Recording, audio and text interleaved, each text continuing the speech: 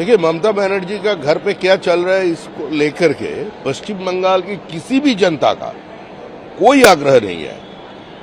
तृणमूल कांग्रेस कोई political party था ही नहीं। तृणमूल कांग्रेस एक लुटेरा का संगठन बन गया। Corruption and Trinamool Congress was synonymous. Trinamool Congress का लोकतंत्र के ऊपर कोई आस्था नहीं था। तृणमूल कांग्रेस फेडरल स्ट्रक्चर को डिफाई किया था। तृणमूल कांग्रेस का जो मुख्यमंत्री था, उन्होंने अपने आप को इस देश की प्रधानमंत्री का ऊपर समझते हैं। भारत पश्चिम बंगाल को एक अलग राष्ट्र समझना शुरू कर दिया था। उसका नतीजा यही हो रहा है। तृणमूल कांग्रेस का तो कोई पॉलिटिकल आइडियोलॉजी नहीं था। तृणमूल कांग्रेस का एक ही आइडियोलॉजी था, जो सीपीएम को हटाना है। तो 2011 में जब सीपीएम हट गया, ममता जी सत्ता पे आ गई, तब उसका पॉलिटिकल रिलेवेंस जो था, आइडियोलॉजिकल स्टैंड पॉइंट जो था, वो डाइल्यूटेड हो गया था। अभी उसका घर का भीतर वो 75-25 हिसाब है, लूटो और बांटो का हिसाब, वो बंद है। सिंडिकेट बंद है। कानूनी व्यवस्था पश्चिम बंगाल में सुधर गए है। इसी का कारण आपस में लड़ाई शुरू हो गया, झगड़ा शुरू हो गया। तो इससे ना तो जनता का कोई दिलचस्पी है, ना भारतीय जनता पार्टी का कोई उत्साह है। देखिए, लोकतंत्र को बचाने के लिए और लोकतंत्र की सफलता के लिए एक रिस्पॉन्सिबल ऑपोजिशन का जरूरत है। लेकिन दुर्भाग्य है इस समय पश्चिम बंगाल का, जो तृणमूल का झंडा लगाने के लिए कोई लोग बचा नहीं है। इसीलिए आपस में लड़ रहे हैं। थोड़ा लड़ाई करे, आप लोगों को भी थोड़ा मजा मिले। इतना दिन तक तो लोगों को मारा, खून से होली खेला। भारतीय जनता पार्टी को 3 से 21 कार्यकर्ता को मार दिया गया। हमारा बहनों को गैंगरेप कर दिया गया। कैमरा पर्सन को पीटा गया। जितना पत्रकार था वो उसको भी हॉस्पिटलाइज्ड कर दिया था। ईडी से फाइल छीन लिया। सारे आला सरकारी अधिकारी के ऊपर हल्ला बोल दिया। अभी उसका नतीजा आप देख लीजिए क्या हो रहा है। अगर लोकतंत्र में किसी भी जगह ऐसा व्यवहार का कोई स्थान नहीं है। Trinamool Congress accepted, tested and now rejected. अभी दूर दूर तक तृणमूल कांग्रेस का कोई भविष्य नहीं है।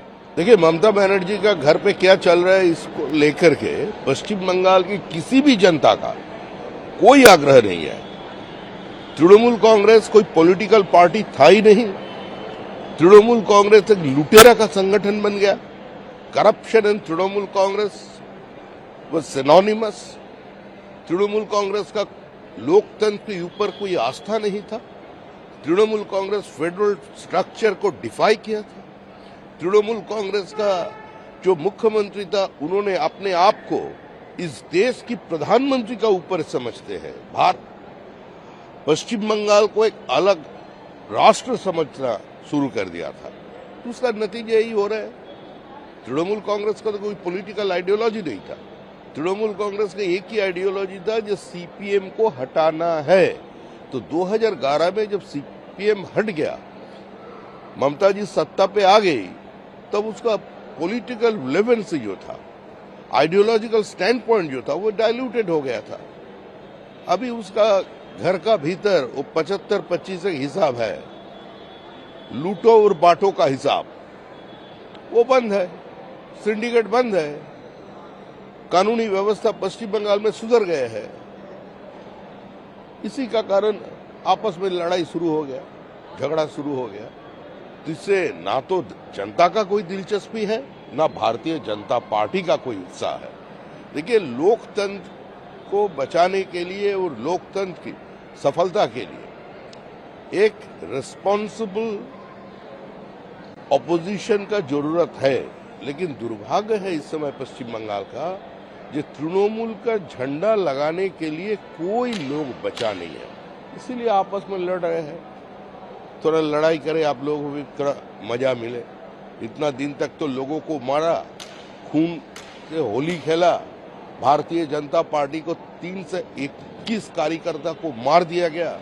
हमारा बहनों को गैंगरेप कर दिया गया।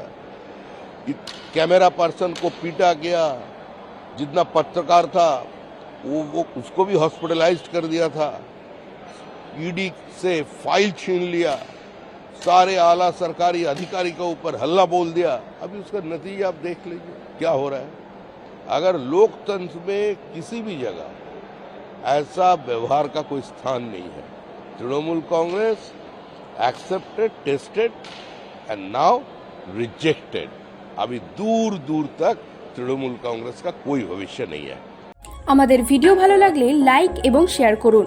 কমেন্ট সেকশনে গিয়ে জানান আপনাদের মতামত। আরও ভিডিও পেতে আমাদের চ্যানেল সাবস্ক্রাইব করুন এবং প্রতি মুহূর্তে খবরের আপডেট পেতে প্রেস করুন বেল আইকন।